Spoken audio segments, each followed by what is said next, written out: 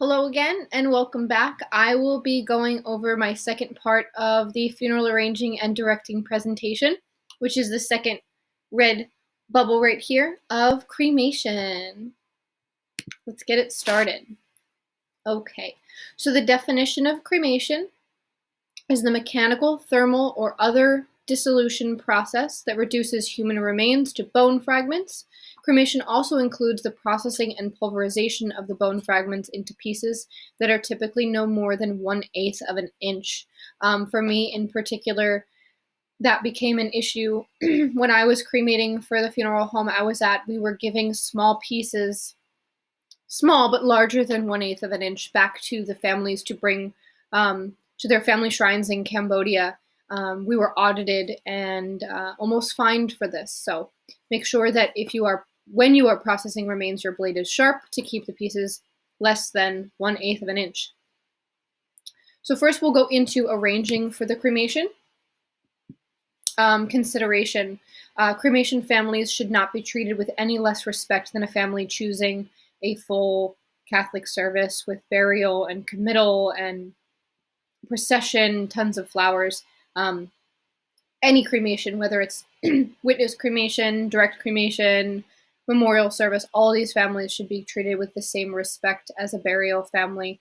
I know now the differences aren't as extreme as they used to be when cremation was looked down upon, but just make sure you keep this in mind. Another consideration is the explanation of cremation. Most people know what cremation is better than they know what embalming is, but they still may have questions, so make sure you are fully versed in the subject and understand how to dictate what cremation is to a family receiving cremation. We also want to go over all of the required forms with them. Just like any arrangement conference, there's going to be a lot of forms to go over. It's not that much simpler just because it's cremation.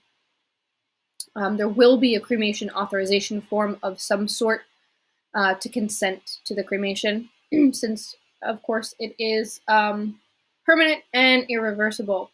Cana drafted the first cremation authorization form in the 1980s and includes such things as the ID of the decedent, the authority of the authorizing agent, the identification of the authorizing agent, any medical devices that are implanted in the decedent, authorization to cremate and process or pulverize, disposition of personal effects inventory, like I went over in my first section. You want to make sure you know exactly what the decedent has with them and what is going to happen to each one of those individual items. It'll also list the final disposition of the cremated remains. As we know, cremation is not a form of final disposition. It is a mode in the final disposition. It'll also have stuff about going over disposing of unclaimed cremated remains, which varies from state to state, but is typically anywhere between 60 days and 1 year. It'll also go over recycling of the metal implants that may or may not be inside of the decedent. It'll also have a certification and indemnification section. And again, a detailed description of the process should include, but not be limited to, all of the facts and processes in a gentle and compassionate delivery. We will go into the cremation, the containers. So first we'll go over the urning containers and then the containers for the decedent before cremation. I'm going to go over some definitions just because they're important. First, we have the niche, which is a recess or space in a columbarium used for the permanent placing of cremated remains. Mausoleum, which is an above-ground structure or building containing crypts or vaults for entombment of caskets, which also may include niches for cremated remains. And columbarium, which is a room or structure or space in a mausoleum or other building containing niches or recesses used to hold cremated remains. They're all very similar, so make sure you know the differences between the three. Scattering garden, which is a section in a cemetery set aside for scattering of cremated human remains. And then we're going to go over the definition of inurnment, which is the act of placing cremated remains in an urn. That is a Cana definition. And then down to the cremation containers. First, we have the CB1 or corrugated container. This is what I saw most popular for cremation families. Many of them, if they're not particularly religious, will choose the CB1 because it doesn't cost very much. It is defined as a container used to hold the decedent, which is constructed out of a type of cardboard, which is made with a series of alternate folds and ridges. Next, we have a cremation casket, which is an environmentally safe and combustible casket designed for encasing dead human remains for cremation. And it says usually wooden, but it is always, as far as I'm concerned, wooden. It's never metal. I guess they have those cloth caskets too, but I think they're wood underneath. So then we have the biodegradable caskets. Those are crematable. And the rental insert. So the rental casket has a cardboard insert. It's not as thin of a cardboard as the CB1, but it still is cardboard. And then we have the alternative container, which is defined as an unfinished wood box or other non-medical receptacle or enclosure without ornamentation or a fixed interior lining, which is designed for the encasement of human remains and which is made of fiberboard, pressed wood, composition materials, or like materials. All right, next we will go into arranging for disposition of remains. For legal restrictions, we're going to go over scattering first. I guess I've got that here. Okay. No, I don't. Sorry. Okay, scattering. So your scattering restrictions are that they're typically confined to a scattering garden or at open sea. There's restrictions on scattering in public places and inland waterways. For at sea, it must be 3 nautical miles from shore. You have to report your scattering to the EPA.